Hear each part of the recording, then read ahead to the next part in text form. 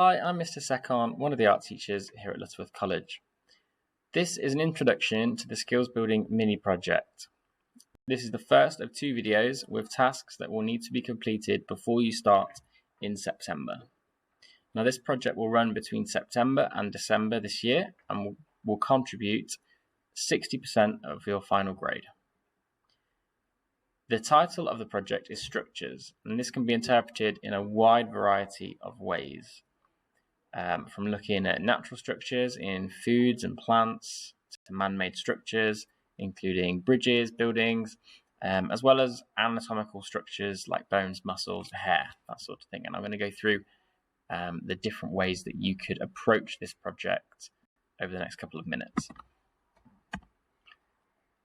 So here are some examples of starting points for your Structures mini project. You'll need to decide which aspect you want to look at within the project. So if you choose to look at the more mechanical side of structures, your transition work will all have a mechanical feel to it. Or alternatively, if you wanted to look at natural structures, likewise, your work would need to sort of look at all things natural. So you need to sort of look at one of the subheadings and keep within that area. These all need to be within that umbrella term of structures though. So there's some examples there and some ideas on the screen of how your work could look, or at least some starting points for you to think about before you move on to doing the first task today. Here are some artists. You might find it a little easier to look at the artists from the list above to sort of see what sort of work they've done. It might give you some ideas and some inspiration on how you could make your project stand out and look different. Here is part 1 of your transition work for the summer. The first task is for you to start your mood board.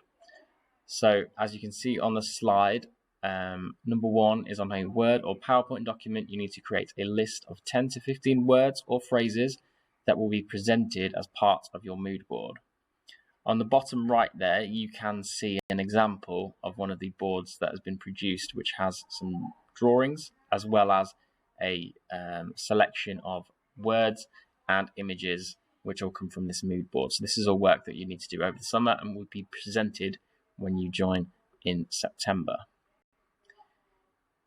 The words that you decide to include on your list are words that are going to help you to take your photographs, which will be in part 2, which I'll go through that on a second video. You need to think about or think around the topic that you've selected within that structure's theme. So for example, if it was mechanical, you need to think of words that are all mechanical related, or technological related, or in that sort of area. So you need to be thinking within that theme. In how to present the words, if you use a font size of around 30 plus, it will make sure that they are large enough. These boards that we are presenting your work on will be A1 size, so you don't want your words to be really small, not very clear. They need to be nice and large. Think about how you're presenting them. Think about the font that you're using. Think about the color that you might be using as well. They need to be clear, easily readable, and well presented. For the second part of your task on your mood board, you need to find 10 to 15 images from the internet that relate to your words that you've written on your list from the first part. These need to be high quality images that link to your theme. Make sure that they are presented 4 or 6 to a page. This means that they'll be large enough for you to present on your boards and they'll be nice and clear. Again, if you look at that example, they are large images that have been presented on these boards. So 4 to 6 to a page will be large enough for you to do that. Consider cropping them. Some people like to have their images all square, for example, or all the same dimensions. This just helps them to look a little neater when it comes to mounting them to your board. You need to be creative as possible at this stage because it informs the photographs that you're going to be taking for the next part.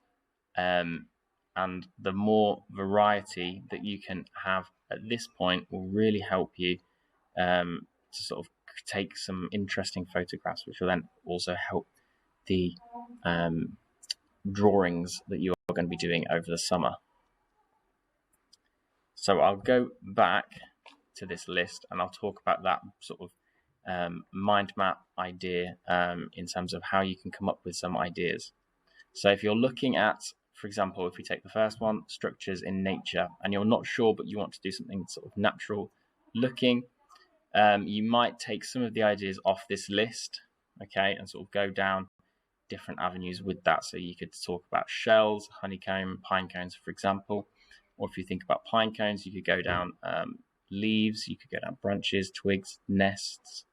There's all sorts of different things if you just think creatively around what you could find. Maybe if you were sort of looking at things that are natural, so it's close up of fruit, it could be other foods that you chop in half, or pull open or pull apart. Real close-ups would look really interesting as well. For example, if we look at a different one, so we look at architectural structures, if you were to look at something like bridges, towers, buildings, it doesn't necessarily need to be the full building, it could be a section of, it could be an archway, it could be a doorway. So these could all help with coming up with that list and coming up with the images to present onto your boards. I shall wrap it up there for the first video. And I will go on to, in the second part, talking about the photography and the drawings that you'll be doing over the summer.